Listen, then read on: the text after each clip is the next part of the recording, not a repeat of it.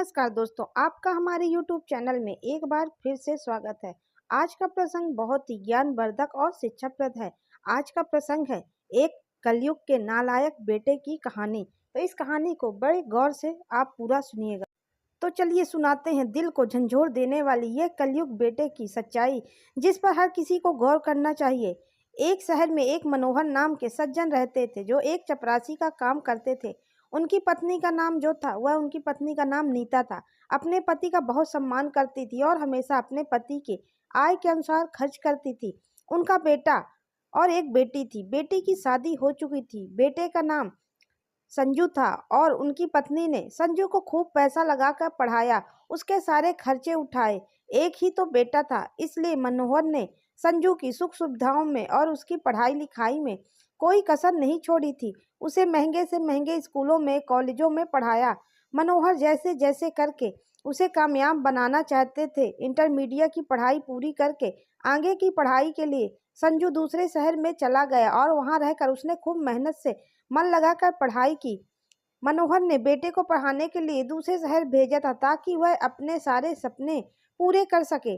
बाहर रहकर पढ़ते पढ़ते उसकी नौकरी लग जाती है और वहीं एक बड़े घर की बेटी से उसकी दोस्ती हो जाती है। संजू एक दिन उस लड़की को लेकर अपने घर आता है और सारी बात अपने माँ और बाबूजी को बता देता है। वह कहता है, मम्मी पापा, भावना बहुत अच्छी लड़की है। हम दोनों एक दूसरे को कई सालों से जानते हैं। बेटे की खुशी को ध्यान में रखते हुए मनोहर ने संजू और भावना की शादी कर दी। एक सुंदर सी पढ़ी लिखी बहू को पाकर मनोहर और नीता बड़े खुश थे। नीता ने घर की सारी जिम्मेदारी भावना को सौंप दी और कहा, बहू, घर की अब सारी जिम्मेदारी तुम्हारी है, हमारा क्या है। हम तो अब बूढ़े हो चले हैं। बुढ़ापे के दिन बहू और बेटे की देखभाल में अब चैन से कट जाएंगे, जैसा कि हर माँ बाप सोचते हैं। मनोहर और नीता ने भी सोचना शुरू कर दिया। शुरू शुरू में तो सब कुछ ठीक ठाक चल रहा था, लेकिन धीरे धीरे बहू और बेटा के व्यवहार में बदलाव आने लगा। भावना बड़े घर की बेटी थी, इसलिए वह अकेला रहना चाहती थी। सास ससुर अगर किसी काम को उससे कहते थे तो वह मन ही मन जल उठती थी और इस बात की शिकायत अपने पति संजू से करती थी। संजू से समझा दिया करता था कि देखो, जितना हो सके अभी बर्दाश्त कर लो। यदि माँ और बाबूजी के प्रति अच्छा बर्ताव करोगी तभी तो सभी जायदाद की मालकिन बन पाओगी। हो सकता है तुम्हारे व्यवहार से तंग आकर माँ बाबूजी अपनी दौलत हमारे नाम न कराएं। एक बार उसे अपने नाम आ जाने दो, फिर बाद में आप जैसा कहोगी वैसा ही होगा। संजू के इस प्रकार के समझाने पर भावना अपने सास ससुर की हर बात सहन कर लेती थी और वे जैसे कहते थे वैसा करती रहती थी। एक दिन की बात है, मनोहर अचानक से बीमार पड़ गया। खून की उल्टियां होने लगी। आनन फानन में नीता ने उन्हें अस्पताल में भर्ती कराया। डॉक्टर ने कहा कि इन्हें बचाने के लिए काफी पैसे का इंतजाम करना होगा। नीता जी ने अपने बेटे से कहा, बेटा, तुम्हारे पापा ने जो पैसे बचत करके रखे हैं उन्हें निकालने में यह भी इस समय असमर्थ है। तुम ही कहीं से पैसों का इंतजाम करो।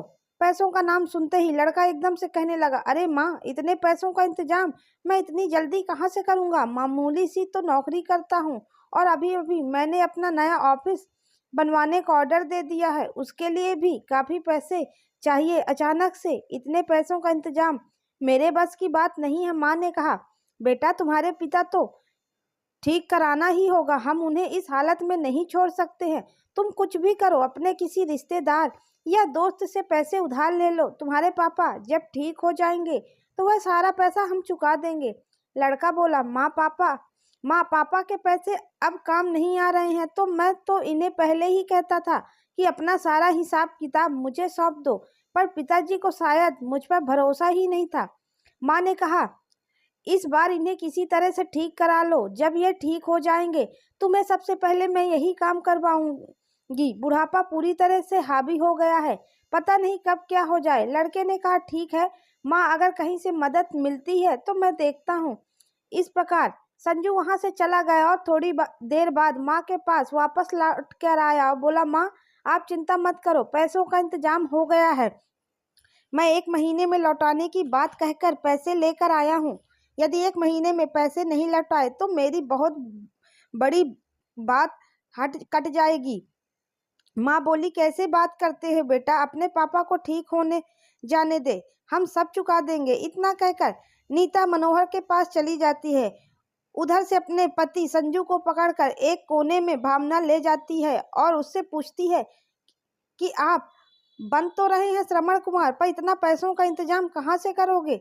अगर किसी से उधार लेकर दोगे तो फिर लौटाओगे कहाँ से? मैं तुम्हें एक फूटी कौड़ी भी नहीं देने दूंगी। संजू ने कहा, किसी से पैसे उधार नहीं ले रहा हूँ, मेरे ही पास है, पर कुछ बड़ा पाने के लिए ऐसे छोटे छोटे खर्च तो करने ही पड़ते हैं। जब मैं पापा के इलाज में यह पैसे लगाऊंगा तो माँ भी उन्हें उधार का समझकर जल्दी चुकाने का प्रयास करेगी। पापा के नाम के सारे वही खाते मेरे नाम करवा देगी। हमारे पैसे भी मिल जाएंगे और पापा की दौलत भी जल्द ही मैं अपने ऑफिस का मालिक बन जाऊंगा।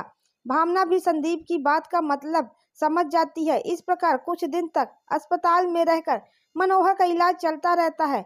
जब उनकी सेहत में कुछ सुधार हो जाता है तो नीता अपने पति की छुट्टी कराकर घर ले जाती है। उन्हें तो ऐसा पता था कि उनके इलाज में लगे पैसे बेटे ने कर्जा लेकर लगाए हैं। सो एक दिन नीता अपने पति मनोहर से कहती है, बेटे पर काफी कर्ज हो गया है, तो क्यों ना आप के नाम की सारी जायदाद बेटे के नाम करा दो। लेकिन मनोहर ऐसा करने से मना कर देता है। कहता है, नीता जरा सोचो, हमारे पास जो पूंजी है यही तो हमारे बुढ़ापे का सहारा है। हम अभी से सब कुछ उसे देकर अपने हाथ नहीं कटवा सकते हैं, और फिर जो मेरा है वह सब हमारे बेटे संजू का ही तो है। आज नहीं तो कल उसे सब मिल ही जाएगा। तब नीता कहती है, देखो तुम्हें नहीं मालूम, आज मेरे बेटे ने तुम्हारे इलाज के सारे पैसे कर्ज लेकर लगाए हैं। हमें उसकी बात भी नहीं काटनी चाहिए। कल को कोई बात होगी तो वह हमें संभाल लेगा। नीता के बार बार कहने पर भी मनोहर जी ने अपनी सारी संपत्ति संजू के नाम करा दी। संजू बेटे के नाम होते ही बहू और बेटे के रवैया बदल गया। अगले दिन नीता ने अपनी बहू भावना से कहा कि बहू अपने पिता के लिए दलिया बनाकर दे दो। भावना ने तपाक से जवाब दिया, एक मिनट रुको मम्मी जी, मैं एक कागज कलम लेकर आती हूँ, उसके बाद तुम मुझे बताना क्या क्या बनाना है। भावना ने यह बात चिढ़ते हुए कही थी। नीता पूछने लगी, बहू यह तुम क्या कह रही हो, मैं कुछ समझ नहीं पा रही हूँ। तब भावना कहती है, अरे बुढ़िया, थोड़ा दिमाग पर भी जोर डाल लिया करो। आप लोगों की नज़रों में क्या यह घर है, एक होटल है, और मैं कोई किसी होटल की वेटर लग रही हूँ जो आप लोगों के ऑर्डर लेती रहूंगी, और तुम जो ऑर्डर करोगे वह मैं तुम्हें बनाकर देती रहूंगी। ध्यान से सुनो, बीमार पापा जी हैं, तुम नहीं हो जो तुम्हें ऑर्डर चला रही हो। यदि उन्हें दलिया चाहिए तो तुम अपने हाथों से बनाकर क्यों नहीं दे देती हो? हर काम के लिए मुझे कहना जरूरी है? इतना कहकर भावना अपने कमरे में चली जाती है। नीता अपने पति से कहती है, आज ही लगता है बहू पूरे दिन काम करके थक गई होगी, इसलिए इतना चिढ़ रही है। परंतु आप चिंता मत करिए, जैसे ही बहू का गुस्सा शांत होगा वह हमारे पास आकर माफी मांग लेगी। देखना, चलो आज तुम मेरे ही हाथ का बना हुआ दलिया खा लो। उसके बाद नीता जी ने उठकर मनोहर के लिए दलिया तैयार किया और अपने पति को खिला दिया। नीता जी तो समझ गई थी कि बहू ने यह बात क्यों कही थी, पर वह अपने पति को ऐसा लगने देना नहीं चाहती थी। अगले दिन नीता फिर मनोहर से कहती है, अजी आज मैं आपके लिए क्या बनाऊं जो आपको पसंद हो? मनोहर बोले, तुम क्यों परेशान होगी, बहू है ना। नीता जी ने कहा, बहू को सुबह सुबह बहुत सारे काम होते हैं, मैंने सोचा उसे बार बार क्यों परेशान करूं, इतना काम तो मैं भी कर सकती हूँ। मनोहर समझ तो रहे थे कि कल बहू की फटकार के कारण आज ये सब काम स्वयं कर रही है। मनोहर बोले, अजी तुम जो कुछ भी बनाओगी वह मैं सब खा लूंगा। उसके बाद नीता जी रसोई में जाती हैं, मगर वहां जाकर देखती हैं तो चौंक जाती हैं। अरे यह क्या, आज तो रसोई के ऊपर ताला लगा हुआ है। वह सोचने लगी, आज तक तो कभी रसोई के ऊपर ताला नहीं लगा, आज यह क्या हो गया। निर्मला जी ने अपनी बहू को आवाज लगाई। भावना ने दो टूक जवाब दिया, अरे मम्मी जी, इतना गला फाड़ फाड़ कर क्यों चिल्ला रही हो? नीता जी ने कहा, बहू आज तक रसोई में और पूजा घर में कभी ताला नहीं लगा, आज मैं यह क्या देख रही हूँ। भावना कहने लगी, हाँ अब ताला लगाना जरूरी हो गया है, क्योंकि इस घर में अब दो भूखे जानवर रहते हैं, उन्हें हर समय भूख लगी रहती है। अब हमारा घर कोई मंदिर का भंडारा नहीं है जो 5-5 बार खाने को दिया जाएगा, इसलिए मैंने ताला लगा दिया। जब भी तुम्हारे खाने की इच्छा होती है तो मुंह उठाकर रसोई में घुस जाते हो। नीता जी ने कहा, बहू अब तो हम लोग तुम्हारी नजर में जानवर हो गए क्या? भावना ने कहा, और नहीं तो क्या, मैं तो आप लोगों को की भूख से तंग आ गई हूँ। आज से मैं डिसाइड करूंगी तुम्हें कब खाना है और क्या खाना है। अपनी बहू की यह बात सुनकर नीता जी गुस्से से लाल पीली होकर कहने लगी, तेरी यह मजाल कि हमें जानवर कहे और हमारे खाने का तू हिसाब रखेगी। यह घर मेरा है और हम इतने गरीब नहीं है कि खाना भी नाप तौल कर खाएं। जब संजू को पता चलेगा कि तुमने हमारे साथ कैसा व्यवहार किया है तो वह तुम्हें बहुत अच्छे तरीके से सबक सिखाएगा। भावना कहने लगी, हाँ, मुझ मुझे अपने बेटे की धमकी न दे। तेरे बेटे को तो पहले से ही सब कुछ पता है। उन्हें मालूम है कि आप लोग ऐसा ही करोगे, इसलिए तो उन्होंने तुम्हारी सारी जायदाद अपने नाम करा ली है। अब तुम लोग अपने अधीन हो। और हाँ, आज से इस घर में मुफ्त की रोटियां नहीं मिलेंगी। पापा ही तो बीमार हैं, आप तो ठीक ठाक हो, इसलिए आज से पूरे घर का काम आप ही करोगी, वरना हम आप लोगों को उठाकर घर के बाहर निकालने में जरा भी देर नहीं लगाएंगे। अपनी बहू की ऐसी जली कटी बातें सुनकर नीता जी बिना कुछ कहे अपने कमरे में चली जाती हैं। आंखें आंसुओं से डबडबा गई थी। मनोहर ने देखते ही समझ लिया और कहने लगे, नीता जी, इसलिए तो मैं अपनी जायदाद संजू के नाम नहीं करना चाहता था। मुझे पता था कि अपनी मुट्ठी खाली होते ही लात ही मारेंगे। मैं आपके ही कहने पर सारी संपत्ति उन्हें दे दी, पर वह इतना नीचे गिर जाएंगे यह तुमने कभी नहीं सोचा था।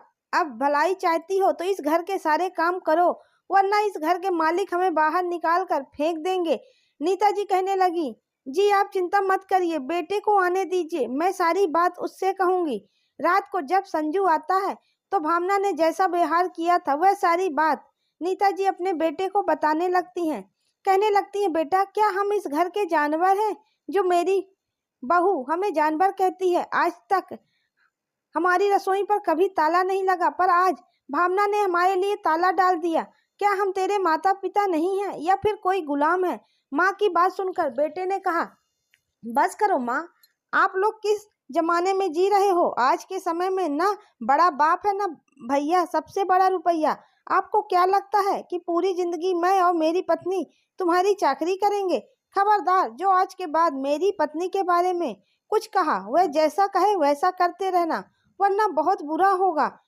नीता जी की उम्मीद जो दीपक जलाए बैठी थी बेटे के लिए कि वह आएगा और वह उनकी बात सुनेगा, यहाँ तो उल्टा हो गया। रही सही कसर बेटे ने पूरी कर दी। बेटे की इन बातों को सुनकर नीता जी की जुबान से एक शब्द भी नहीं निकला, सिर्फ आंखों से आंसुओं की धार बह रही थी। और कर भी क्या सकती थी? मित्रों, इधर बहू और बेटों का व्यवहार दिन ब दिन खराब होता चला गया। भावना पहले तो रसोई में ताला लगाती थी, अब तो उसने भोजन भी कम कर दिया। धीरे धीरे फिर उन्हें बासी खाना खिलाने लगी, मानो हर पहले से भी बीमार चल रहे थे। बासी खाना खाकर और भी ज्यादा मनोहर जी बीमार हो गए। इधर नीता जी पूरे दिन घर का काम करती थी, ऊपर से खाना भी उन्हें ताजा और भरपेट नहीं दिया जाता था। धीरे धीरे उनका स्वास्थ्य भी गिरता चला गया। कमजोरी के कारण उन्हें बेहोशी छा जाती थी। एक दिन जब वह काम करते करते थकी हारी सो गई। मनोहर जी जानते थे कि नीता जी को घर का सारा काम करना पड़ता है, ऊपर से खाना भी ठीक नहीं मिलता है। मनोहर जी ने अपनी बहू भावना से कहा, बहू, आज रात का खाना मुझे मत देना, उसके बदले में तू अपनी सास का पेट भर देना, वह बड़ी कमजोर हो गई है। भावना कहने लगी, ससुर जी, आप कहते हैं तो मैं ऐसा ही करूंगी, फिर आप मत कहना कि मैं कमजोर हो गया हूँ। अरे आप दोनों तो ऐसे ही जता रहे हो जैसे मैं आप दोनों को भूखा रखती हूँ। तुम लोगों से काम तो कुछ होता नहीं है, बस खाना ही खाना पड़ा रहता है। धीरे धीरे शाम होती है और शाम को जब नीता खाना खाने के लिए जाती है तो आज खाना देखकर वह हैरान हो जाती है। आज भावना ने उन्हें 2 कटोरी में दाल और 4 रोटियां परोसी थी। नीता जी सोचने लगी, वैसे तो बहू मुझे 2 रोटियां और 1 कटोरी दाल दिया करती थी, लेकिन आज बहू को क्या हो गया? उन्हें यह देखकर बड़ी खुशी हुई। फिर उन्होंने अपनी बहू से पूछा, बहू, आज मेरी थाली में ज्यादा खाना कैसे परोस दिया? भावना ने रूखे स्वर में कहा, ज्यादा बातें मत करो, जो मिला है चुपचाप खा लो, वरना यह भी नहीं मिलेगा। उस दिन नीता जी ने भरपेट खाना खाया, मगर उस बेचारी को क्या पता था कि आज उसने अपने पति के हिस्से का भी खाना खा लिया। भोजन करके वह सोने के लिए चली गई। आज वह बहू का व्यवहार अपने पति को बताना चाहती थी, पर पति के कमरे में पहुंची तो मनोहर जी सो चुके थे, तो सोचा कि चलो सुबह बता दूंगी। इस तरह नीता जी भी अपने कमरे में सोने के लिए चली जाती हैं। इधर जब सवेरा होता है तो निर्मल नीता जी अपने पति के कमरे में पहुंची। उन्होंने देखा कि उनके पति मनोहर चारपाई से नीचे पड़े थे और उनके मुंह से काफी खून बह रहा था। यह देखकर नीता जी घबरा जाती हैं। उन्होंने जल्दी जल्दी अपने बेटे को खबर दी और अस्पताल में भर्ती करवाया। बेटे ने अपने पिता को ले जाकर सरकारी अस्पताल में भर्ती कर दिया और उन्हें छोड़कर चला आया। डॉक्टर ने कहा अगर इन्हें खून की व्यवस्था नहीं हुई तो इनका बचना मुश्किल हो जाएगा। अब नीता जी खून की व्यवस्था कहाँ से करती? पैसे तो उनके पास थे नहीं। आखिरकार जब उनका मन नहीं माना तो वह अपने बेटे के ऑफिस पहुंच गई। बेचारी नीता जी उसके ऑफिस के बाहर बैठकर उसका इंतजार कर रही थी कि बेटा कब आएगा। सूखी आंखों से उसके दरवाजे की तरफ देख रही थी। काफी देर हो चुकी थी, अभी तक संदीप नहीं आया था। बैठे बैठे उनके घुटनों में दर्द होने लगा। तभी वहां एक चपरासी ने देखा कि बूढ़ी माँ ऑफिस के बाहर बैठी हैं, तो वह उस चपरासी ने तरस खाकर उन्हें बैठने के लिए कुर्सी दे दी। नीता जी ने उसे आशीर्वाद दिया। थोड़ी देर बाद उसने देखा कि उसका बेटा एक बड़ी सी गाड़ी से आता है और जैसे ही वह गाड़ी से नीचे उतरा तो नीता जी भागकर उसके गले लगकर फूट फूट कर रोने लगी। अपनी माँ को मैले कुचले कपड़ों में अपने गले लगते देख संदीप अपने आप को अपमानित महसूस करने लगा। उसने अपनी माँ को दूर झटकते हुए कहा, कहाँ से आई हो तुम? कौन हो बुढ़िया और ये क्या कर रही हो? चपरासी ने कहा, सर बहुत देर से आपका इंतजार कर रही हैं। जब से आई हैं तब से बैठी रो रही हैं। संजू अपने नौकर पर चिल्लाता है, तुम्हारा दिमाग खराब है? किसी को भी यहाँ बैठा लेते हो? यह मेरा ऑफिस है, भिखारियों का नहीं। कुछ पैसे देकर अभी यहाँ से इसे निकालो। पता नहीं कैसे कैसे बेशरम लोग बेशरम की तरह मुंह उठाए चले आते हैं। अपने बेटे के मुंह से यह सब सुनकर नीता जी का हृदय छलनी छलनी हो जाता है। कहने लगी, बेटा तुम ठीक कह रहे हो, मैं एक भिखारी हूँ। आज मुझे अपने पति के प्राण बचाने ही इसलिए भीख मांगने आई हूँ। हो सके तो कुछ दे दो। बेटा डॉक्टर ने उन्हें खून चढ़ाने को कहा है। तुम्हारे पिता इस समय अस्पताल में हैं, जिंदगी और मौत से जूझ रहे हैं। इतना कहते हुए नीता जी संजू के पैरों में पड़कर गिड़गिड़ाने लगती हैं। तब संजू उनका हाथ पकड़कर एक ओर ले जाता और कहता, सुन बुढ़िया, ना तो मेरे पास इतना वक्त है और ना ही उस बुढ़े को ब्लड देने के लिए खून का एक कतरा। नीता जी अपनी झोली फैलाकर कहती हैं, बेटा इस समय तुम मेरी मदद करो, मैं अपने शरीर का एक एक कतरा बहाकर तुम्हारा कर्ज चुका दूंगी। अगर तुम थोड़ी सी खून देने से तुम्हारे पिता की जान बच जाती है तो उन्हें बचा लो। संजू चिल्लाते हुए अपनी माँ से कहता है, अरे जा भिखारी यहाँ से, तुझे मुंह क्या लगा लिया? तू तो पीछे ही पड़ कर रह गई। उसने 101 नोटों की एक गड्डी निर्मला जी के मुंह पर फेंक दी और बोला, इससे ज्यादा मेरे पास कुछ नहीं है। इतना कहकर वह अपने हाथों को झटक कर वहां से चला जाता है। वहां का जो चपरासी था वह यह सब देख रहा था। नीता जी की हालत पर उसे बड़ा तरस आ रहा था। उसकी आंखें भर आई थी। आगे बढ़कर नीता जी को उठाया और उन्हें पानी पिलाकर पूछा, माँ जी क्या संजू सर सच में आपके बेटे हैं? तब नीता जी ने उनको पूरी बात बताई। उस बूढ़ी माँ की कहानी सुनकर उसका भी दिल अंदर से दहल गया। धीरज बंधाया और उनके हाथ अपने हाथों में थाम कर बोला, अम्मा जी आप चिंता मत करिए, सब ठीक हो जाएगा। मुझे बताइए, मैं आपका बेटा हूँ, मैं आपके लिए क्या कर सकता हूँ? अगर बाबूजी को खून की जरूरत है तो मैं आपको अपना खून दे दूंगा। उधर थोड़ी देर बाद संजू अपनी मीटिंग समाप्त करके जब बाहर आया तो उसने अपनी माँ को वहीं पर बैठा देखा। वह उन्हें देखकर एकदम गुस्से से भर गया। उसने नीता जी का हाथ पकड़ा और वहां से ले जाने लगा। सोचने लगा कि इस बुढ़िया को यहाँ से हटा देता हूँ, वरना मीटिंग में से जो लोग आएंगे और इसने उनके सामने मुंह खोल दिया तो उन्हें सब पता चल जाएगा। मुझे इन वीआईपी गेट लोगों के सामने बहुत लज्जित होना पड़ेगा। वह उन्हें झुकता हुआ वहां से ले जाने लगा। तभी पीछे से गार्ड आता है और उसने जोरदार थप्पड़ संजू के मुंह पर मार देता है। तमाचा इतना जोरदार था कि ऑफिस के अंदर जितने लोग काम कर रहे थे वह सभी लोग बाहर आ गए। सब लोग संजू को ऐसा करते देख उसे कोसने लगे कि शर्म नहीं आती अपनी माँ के साथ ऐसा दुर्व्यवहार करते हुए। संजू ने गार्ड से कहा, तुम्हारी हिम्मत कैसे हुई अपने बॉस के ऊपर हाथ उठाते हुए? मैं तुम्हें अभी नौकरी से निकाल सकता हूँ। गार्ड ने गुस्से में कहा, अरे तुम क्या निकालोगे नौकरी से? मैं तुम्हारी नौकरी को लात मारता हूँ। जो अपने माँ बाप का नहीं हो सका वह किसका होगा। मित्रों, उसकी हिम्मत देखकर सब लोग बड़े हैरान थे। संजू अपने गाल को पकड़े खड़ा था। उसने नीता जी का हाथ पकड़ा और बोला, चलो माँ जी, मैं अपना खून दूंगा तुम्हारे पति को। नीता जी को लेकर अस्पताल पहुंचा। डॉक्टर ने उसका खून मनोहर के खून से मिलाया। संयोग से दोनों का ब्लड ग्रुप एक था। उसने अपना ब्लड मनोहर जी को चढ़ा दिया। नीता जी उनके सामने कुर्सी पर बैठकर उसे खूब दुआएं दे रही थी। उस समय वह उनके लिए किसी भगवान से कम नहीं था।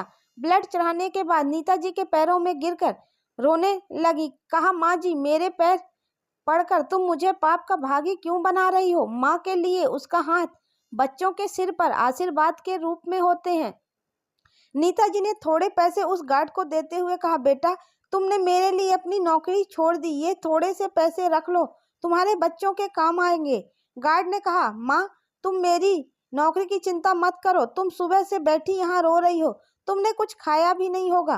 पहले मैं आपके लिए कुछ खाने के लिए लेकर आता हूँ। नीता जी बड़ी ही आशा भरी निगाहों से उसे देख रही थी। ऐसा लग रहा था जैसे उन्हें उनका असली बेटा मिल गया हो। एक अपरिचित व्यक्ति होते हुए भी उसने मनोहर की जान बचाई। और संजू, जो उनका अपना ही खून था, उसने अपनी माँ को बेगाना कहकर धक्का मारकर घर से निकाल दिया। धिक्कार है ऐसी औलाद को। क्या इसी दिन के लिए उन्होंने बेटे को पाला पोसा था? क्या उसी बेटे को पढ़ाने लिखाने के लिए उन्होंने रात दिन बैल की तरह बोझ ढोया था? उधर वह गार्ड कुछ खाने के लिए लेकर आता है। इधर डॉक्टर अपने केबिन से निकल कर आते हैं और नीता जी को बताते हैं कि माँ जी, माफ करना, हम आपके पति को बचा नहीं पाए। यदि ब्लड का इंतजाम 2 घंटे पहले हो जाता तो शायद उनकी जान बच सकती थी। यह सुनते ही नीता जी को ऐसा लगा जैसे किसी ने उन पर पहाड़ गिरा दिया हो। उन्होंने अंदर जाकर देखा तो मनोहर जी एकदम शांत पड़े हुए थे। नीता जी की आंखें बिल्कुल सूखी हुई थी। पत्थर की मूर्ति बनकर वे अपने पति के पास बैठकर गई। उधर उसी समय पर उनकी बेटी कमला का फोन आता है। फोन उठाते हुए नीता जी ने अपनी बेटी को बताया कि बेटा, तुम्हारे पापा अब नहीं रहे। चलो, अच्छा हुआ जो मेरे मरने से पहले ही चले गए। अगर मैं पहले मर जाती तो मेरी आत्मा भटकती रहती। तब कमला बताती है, माँ जी, क्या सचमुच पापा इस दुनिया को छोड़कर चले गए? कल रात वह मुझे एक बात कह रहे थे कि बेटा, अपनी माँ का ध्यान रखना। बेटी ने कहा, माँ, मैं अति शीघ्र वहां पहुंच रही हूँ, मुझे आने में 2 दिन लग जाएंगे। इधर शाम तक मनोहर का क्रियाक्रम हो जाता है। बेटी विदेश में रहती थी, इसलिए उस दिन नहीं आ सकी। वह भी नीता जी को सांत्वना देकर अपने घर लौट जाती। इधर जब भावना ने सुना कि अगले दिन हमारी ननंद आ रही तो उसने अपने पति संजू से कहा, पता नहीं वह आकर क्या करेगी जब उसे सब कुछ पता चलेगा कि बाबूजी की जान हमारे कारण गई है। संजू ने कहा, पर उसे बताएगा कौन कि बाबूजी हमारे कारण मर गए? जवाब दिया, आपकी एक कमला माँ उसे जरूर बता देगी। संजू ने कहा, तुम चिंता मत करो, इस बुढ़िया को उसी बुड्ढे के पास भेज देता हूँ। कमला तो कल आएगी, आज ही इसका इंतजाम कर देते हैं, फिर हमें किसी का कोई डर नहीं रहेगा। अगर कोई पूछेगा तो हम कह देंगे कि पापा के गम में माँ भी चली गई, और सब लोग मान भी लेंगे। संजू और उसकी पत्नी भावना निर्मला जी को मारने का प्लान बना रहे हैं। सोचा कि इसकी खीर में जहर मिलाकर खिला देते हैं, इसका भी राम नाम सत्य हो जाएगा। भावना ने खीर तैयार किया, उसमें जहर मिलाकर अपनी सास नीता जी को खिलाने के लिए उसके कमरे में पहुंच गई। लेकिन उन्हें नहीं पता था कि कमला ने कल आने के लिए कहा था, वह आज ही आ जाएगी। कमला के पास एक चाबी का सेट था जो उसके पिता ने दिया था कि हमारे न होने पर भी बेटी जब कभी घर आए तो वह अंदर आ सके। इधर भावना अपनी सास को खीर में जहर खिलाने वाली थी, उधर कमला ने आकर उनकी सारी बातें सुन ली और उन्हें अपने फोन में रिकॉर्ड कर लिया। उसके बाद कमला ने दरवाजा खोला और अंदर गई। जाते ही भावना के गाल में जोरदार तमाचा जड़ दिया और कहने लगी, अब मैं समझ गई कि मेरे पापा मरे नहीं हैं, तुम लोगों ने उन्हें मारा है। अब तुम माँ को भी मारने जा रही हो। अचानक आया देखकर कमला को दोनों की सिट्टी पिट्टी गुम हो जाती है। कमला ने फोन करके पुलिस को वहां बुला लिया और उन दोनों को पकड़वा दिया, और उन्होंने जो अपने नाम सारी जायदाद करवा ली थी उसे भी दोनों से छीन लिया। पुलिस को देखकर दोनों डर के मारे थर-थर कांपने लगे और नीता जी के पैरों में गिरकर माफी मांगने लगे, पर नीता जी ने उन्हें माफ नहीं किया। पुलिस उन दोनों को उठाकर ले गई और उन्हें सलाखों के अंदर डाल दिया। नीता जी ने अपनी सारी संपत्ति अपनी बेटी और उस गार्ड के नाम करा दी जिसने वास्तविक उन्हें बेटा होने का फर्ज निभाया था। उसने अपना ब्लड देकर मनोहर की जान बचाने का प्रयास तो किया, मगर किस्मत से वह बच नहीं पाए। कमला ने भी उसे गार्ड को अपना भाई मान लिया। इस कहानी से हमें एक बात सीखने को जरूर मिलती है कि जिंदगी में कभी अपने जीते जी अपने हाथ खाली नहीं करने चाहिए। जब हाथ खाली हो जाते हैं तो फिर अपने ही ठोकर मारने लगते हैं। दूसरी बात समझने वाली यह है कि बच्चों को बचपन से अपने से इतना दूर न रखें कि वह आपसे ही दूर हो जाएं।